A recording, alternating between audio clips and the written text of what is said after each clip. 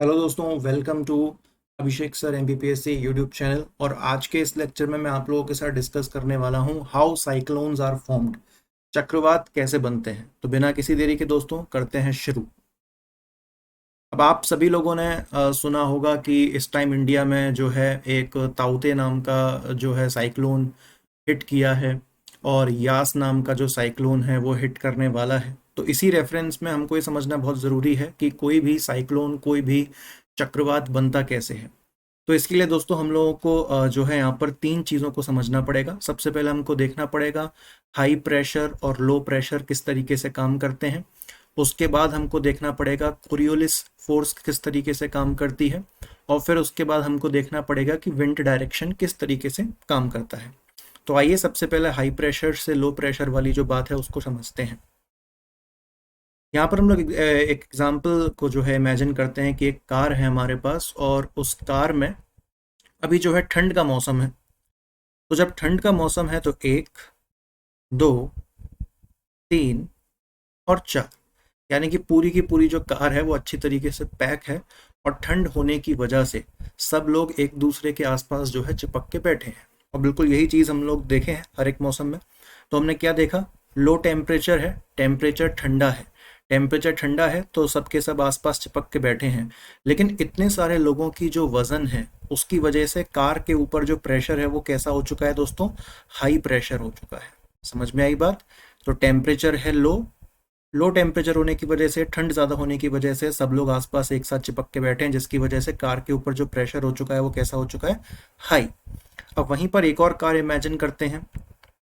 अब यहाँ पर क्या है ठंड का मौसम नहीं है, धूप एकदम ज़ोरों शोरों से निकल रही है, यानी कि जो टेम्परेचर है वो कैसा हो चुका है, हाई। टेम्परेचर हाई होगा तो सब लोग एक दूसरे के आसपास से भाग जाएंगे, खुली खुली हवा में सांस लेने की कोशिश करेंगे, जिसकी वजह से केवल गाड़ी में एक ही बच्चा बचा और जो प्रेशर हो गया गाड़ी के ऊपर वो काफ़ी कम हो गया। और इसीलिए जो प्रेशर की सिचुएशन है वो कैसी हो गई, लो हो गई। तो इस ट्रिक से आप लोग हमेशा याद रखिएगा कि जो लो टेम्परेचर होता है, जहाँ पर टेम्परेचर ठंडा होता है तो वहाँ पर प्रेशर ज़्यादा होता है, और जहाँ पर टेम्परेचर ज़्यादा होता है वहाँ पर प्रेशर कम होता है।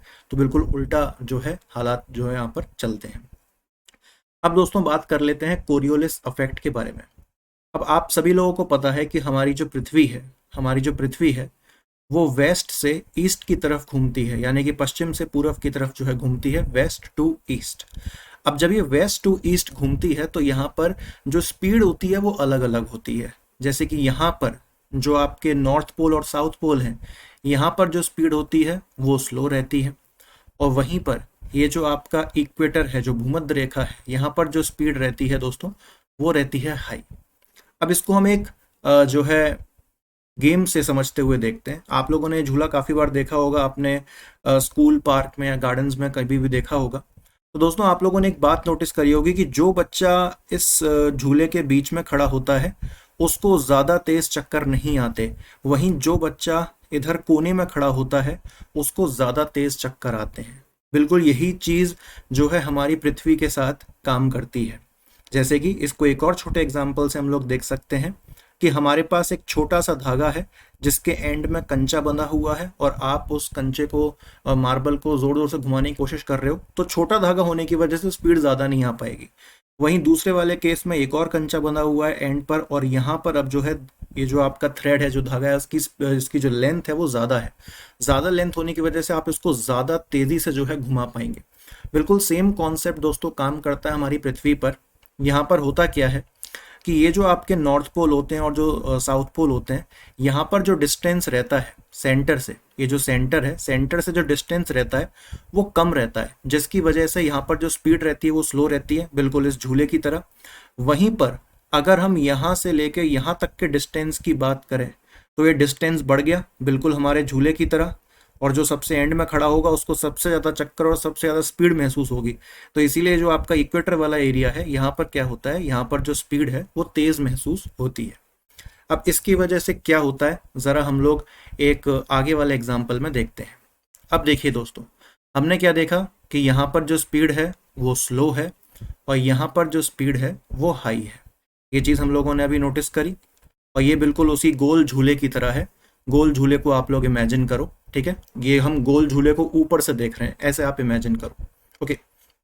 तो अब देखिए दोस्तों, यहाँ पर होगा क्या, जब भी कोई चीज आप यहां से इधर फेंकोगे, आपने सेंटर की तरफ यहां पर कोई भी चीज फेंकने की कोशिश करी, तो अब वो चीज यहाँ पे सेंटर तक नहीं जाएगी। क्यों? क्योंकि यहाँ की ये जो सेंटर की जो स्पीड है वो बहुत फास्ट है।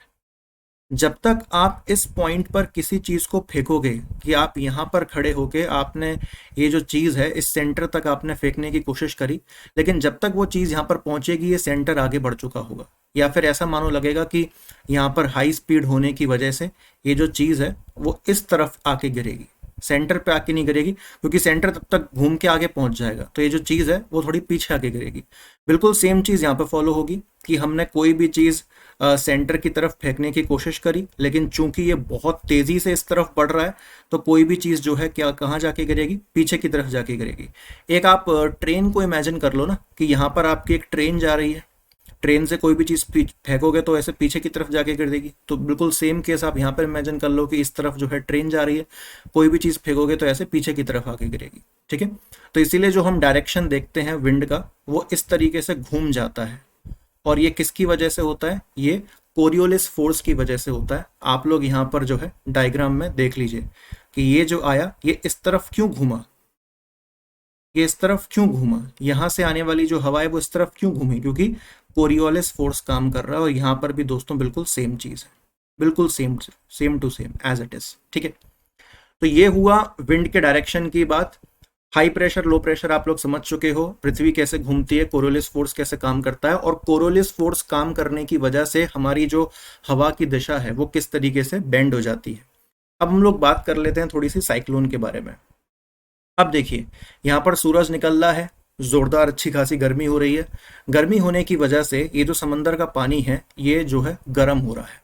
और जब ये गर्म हो रहा है, गर्म हो रहा है, गर्म हो रहा है, तो जितना ज़्यादा गर्म होगा, मैंने आपको गाड़ी में पीछे एग्जांपल बताया था, अगर ज़्यादा गर्मी है, अगर हाई टेम्परेचर है, तो सब लोग एक दूसरे के आसपास से भाग जाएंगे, गाड़ी में एक ही व्यक्ति बचेगा, और जो प्रेशर है वो कैसा हो जाएगा? प्रेशर जो है लो प्रेशर हो जाएगा। ठीक है, तो दोस्तों हमेशा आपको एक चीज़ याद रखनी है कि जो हवा है वो हमेशा हाई प्रेशर से लो प्रेशर की तरफ चलती है। कैसे चलती है?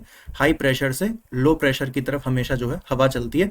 इसको भी बिल्कुल सिंपल एग्जांपल्स हम लोग याद कर सकते हैं, जैसे कि मान के चलिए ये एक गुब्बारा है, मान के चलिए एक गुब्बारा है। ठीक है, आपने गुब्बारे को यहाँ पर जोर से पकड़ लिया, यहाँ से आपने जोर से दबा दिया, तो गुब्बारे का शेप कैसा हो जाएगा? अब गुब्बारे का शेप हो जाएगा ऐसा।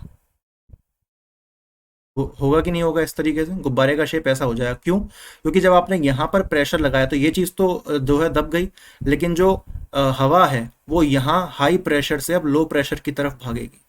समझ में आई बात?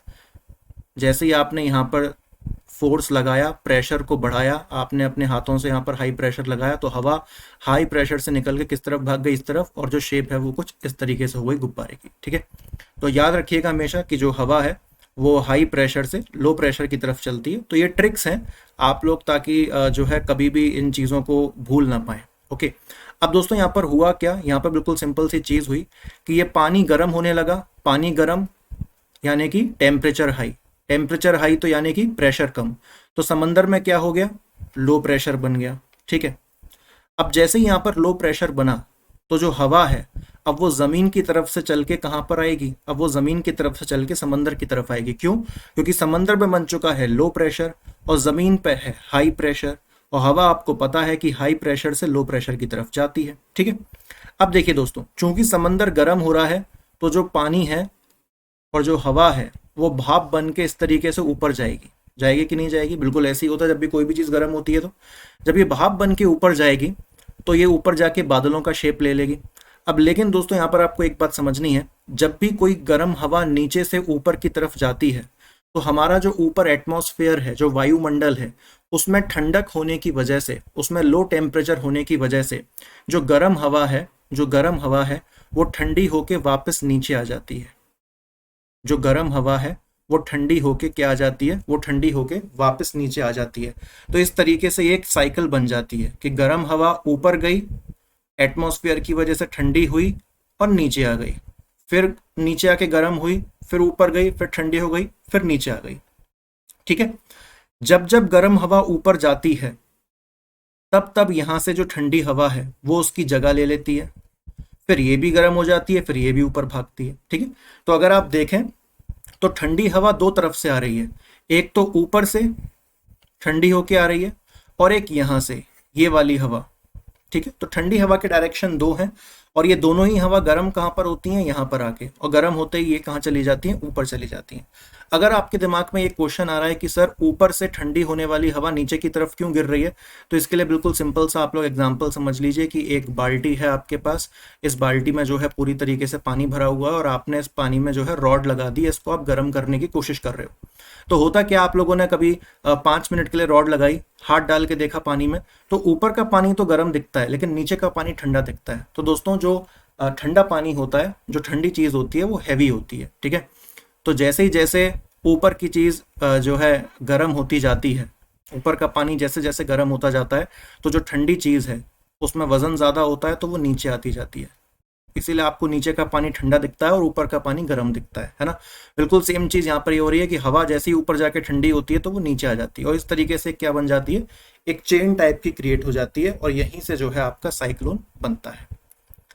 अब दोस्तों यहाँ पर आपको एक बहुत इंपॉर्टेंट चीज जो है याद रखनी है, एक बहुत इंपॉर्टेंट चीज आपको यहाँ पर याद रखनी है कि ये क्या है, ये होता है आपका नदर्न हेमिस्फेयर, यानी कि जो नॉर्थ वाला हिस्सा है, और वहीं पर ये जो नीचे वाला है ये होता है आपका सदर्न हेमिस्फेयर, यानी कि जो साउथ वाला हिस्सा है। ठीक है, नदर्न हेमिस्फेयर के अंदर हमेशा जो साइक्लोन बनता है, जो चक्रवात बनता है, वो क्लॉकवाइज होता है। ये क्वेश्चन एग्जाम में एंटी क्लॉकवाइज होता है, ये क्वेश्चन एग्जाम में पूछा जाता है। और वहीं पर जो सदर्न हेमिस्फेयर में जो चक्रवात बनता है वो हमेशा कैसा होता है, वो हमेशा होता है क्लॉकवाइज, यानी कि ये घड़ी की दिशा में और ये घड़ी की विपरीत दिशा में। अब ऐसा क्यों होता है, देखिए, ऊपर से जो आने वाली हवा है हमने समझ लिया कि वो इस तरीके से आ रही है, ठीक, और नीचे से जो आने वाली हवा है वो किस तरीके से आ रही है, इस तरीके से आ रही है। ठीक है, अब आपने ये वाला जो हिस्सा है हमारा, ये वाला जो हिस्सा है, इसको हम ट्रॉपिकल एरिया कहते हैं। क्या कहते हैं, ट्रॉपिकल एरिया, यानी कि ट्रॉपिक ऑफ कैंसर और ट्रॉपिक ऑफ कैप्रिकॉर्न के बीच वाला हिस्सा, ये पूरा कौन सा हिस्सा होता है, ये पूरा ट्रॉपिकल हिस्सा होता है, और ये सबसे ज्यादा गर्म रहता है, ये सबसे ज्यादा हॉट रहता है। क्यों, क्योंकि सूरज की जो सीधी किरणें हैं वो इस पर यहाँ पर डायरेक्ट, जो उसकी सनरेज है वो यहाँ पर आके डायरेक्टली जो है पड़ती है, जिसकी वजह से ज्यादा गर्म रहता है। अब दोस्तों आपको पता है कि जो चीज गर्म रहेगी तो यानी कि वहां पर जो प्रेशर बनेगा वो कैसा बनेगा, प्रेशर बनेगा लो। गर्म चीज में प्रेशर कैसा बनता है, लो, और जो हवा है वो लो प्रेशर की तरफ अट्रैक्ट होती है, खिंचती है। तो ये हवा जैसे ही इधर आ रही थी, लेकिन चूंकि बीच में लो प्रेशर बन रहा था, तो ये हवा इस तरफ खिसक गई।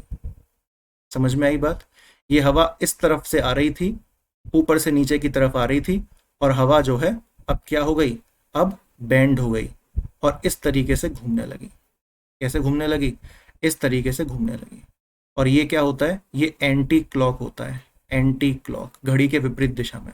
अब यहाँ पर क्या हो रहा है, यहाँ पर हवा इस तरीके से जा रही है, कोई दिक्कत नहीं है, लेकिन बीच में लो प्रेशर बन रहा है, तो हवा लो प्रेशर की तरफ अट्रैक्ट हो जाती है, खिंच जाती है। तो ये हवा इस तरफ जा तो रही थी, लेकिन अब ऐसे घूम जाएगी घड़ी के डायरेक्शन में, इसको कहते हैं क्लॉकवाइज।